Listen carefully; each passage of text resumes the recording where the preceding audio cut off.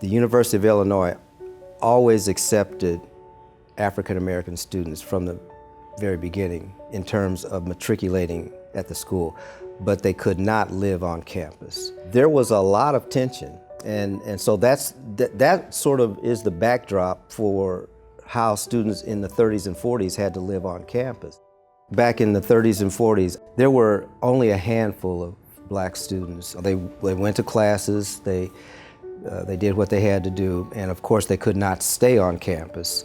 So all of the people who ended up coming here at the University of Illinois were actually living in what we called the North End, where most of the black population lived.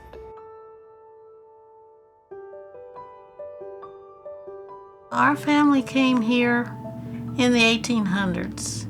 The main reason that people came to Champaign was the same reason that they were leaving the South. They were being driven out. Racism was extremely bad at that time. Great Migration starts around World War I. That's African Americans moving from the South to the North, mainly because of opportunities and jobs. Newspapers like the Chicago Defender and stuff began to put it in their papers about job opportunities here in the North, and so African Americans began to move to major industrialized areas. Champaign, even though it wasn't a major industrialized area, being along the train corridor, African Americans on their way to Chicago sometimes didn't have enough money, so they would stop.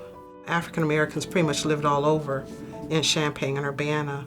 Starting in the 1920s, you begin to see the restrictive covenants, and that's how we began to get the North End. It's because the only place that they opened up land and allowed them to move into was what was called Old Germantown. The race relations in the 20s, 30s, and 40s, they were not considered to be what you would call first-class citizens, and it was just the assumption that that's how things were. So even in Champaign, things were still very segregated. For instance, in the movie theaters, if they wanted to go to the movies, they had to go up into the balcony. And certainly they were not able to go into a lot of the restaurants, things of that nature. So even though there were a small group of people, they sort of developed their own community. In a lot of places you couldn't eat, you couldn't get a haircut, you just couldn't do nothing. You could do janitor work. That's where you found, as far as the male population, the classifications that they had at the university as far as working was concerned. A lot of them were not open to black workers.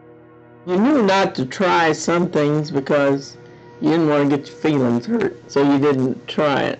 The reason that my grandmother's family moved to Champaign back in 1914 or 15 was because when their son, William Frank Ernest, graduated from Homer High School, he wanted to go to the University of Illinois, and there was no place for him to live.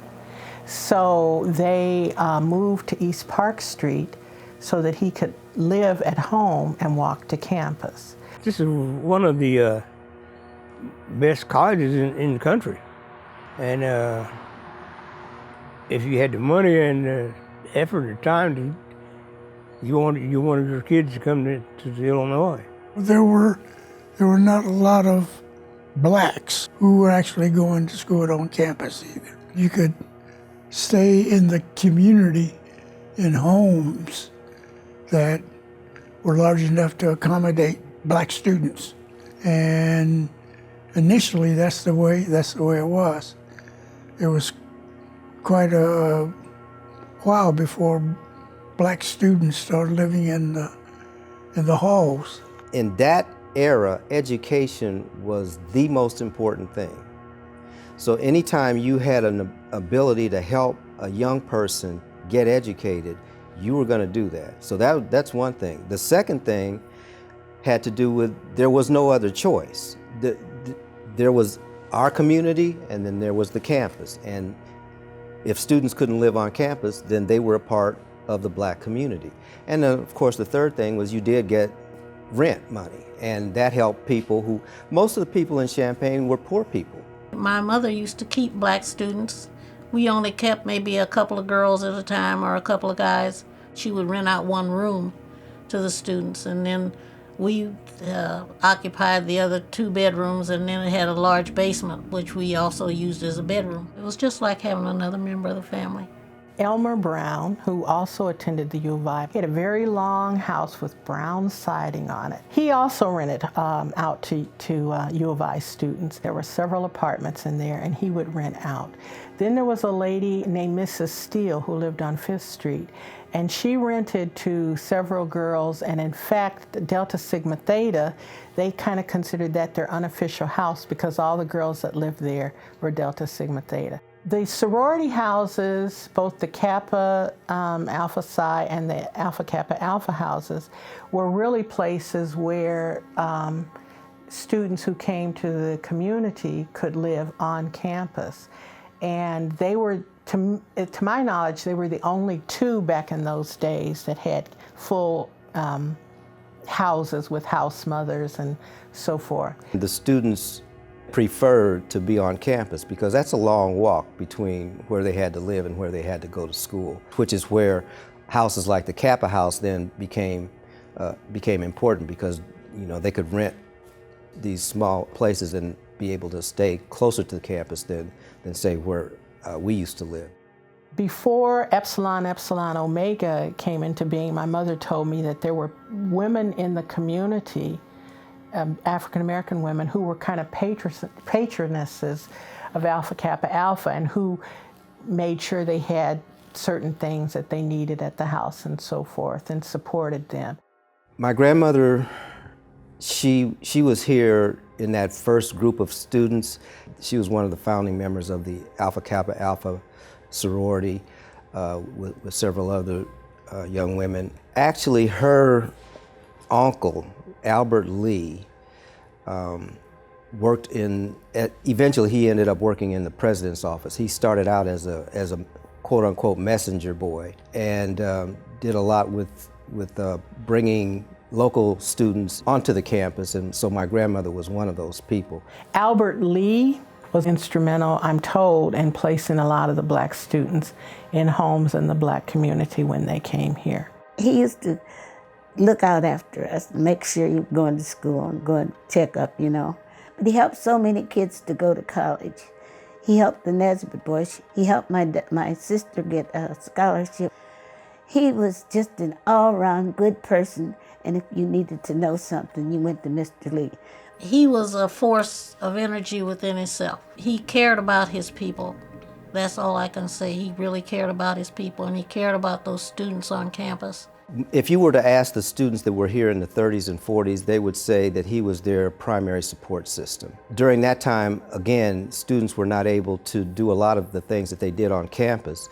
So one of the things that Albert Lee did was to organize community households, and it was those community households then that ended up being the places where the students would stay while they were matriculating at the university. In essence, what he did was took care of the needs of the students when they were outside of the classroom, and they were many. So he was really considered to be a very strong mentor and an advocate for those students. And that's why, euphemistically, he's called the first black dean of students at the University of Illinois. He was also very involved in getting those students connected to the religious communities.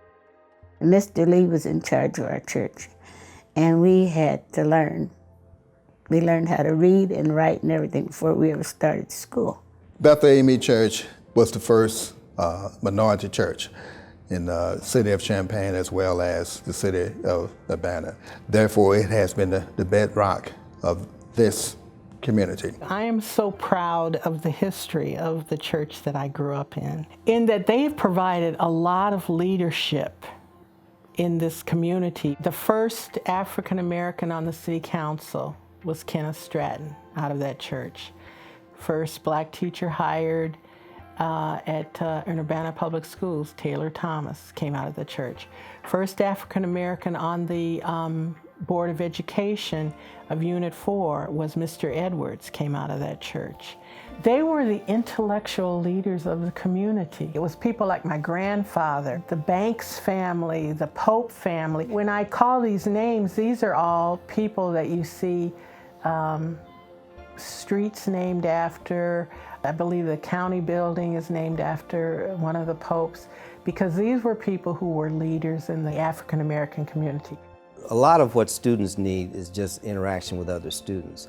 So the church buildings were always open. For instance, at Bethel Church, they had an orchestra. And that orchestra was made up primarily of University of Illinois students. The churches really were the social hub of the communities. College students came to this. They ran out of money. They went looking for a minister or church or someplace. We encouraged them. The kids would come to church on Sundays, and after 12 o'clock, they couldn't have nowhere to go to eat. And so we'd feed the kids that come to church and take them to our houses or homes and feed them. But they had nowhere to go. They didn't know the town. They didn't know the people. It really was the war that caused things to change in Champaign-Urbana, or people coming back from the war. And so what they came back to was a hyper-segregated society. And so when you combine that with soldiers who have been used to a disciplined life, who have been used to success, and then you're telling them, no, you can't be successful because that's not your place. There was a lot of tension. When you can't get a haircut, when you can't get a hamburger on the very campus that you're matriculating, there's a problem here, not with us, but with this, how this society is functioning. And so that sort of is the backdrop for how students in the 30s and 40s had to live on campus. I think what's changed between the 40s and today are those very specific areas such as housing, public accommodations. Those things that people fought and died for have changed. There's always the undercurrent of white supremacy that has not changed. It's very resilient, it's very pernicious. So I think, if you were to talk to students today, some of their conversation would be almost exactly the kind of conversations that we had when I was a student. It basically boils down to, why don't you treat us like human beings? I mean, so across the board, that's what all of those things were about.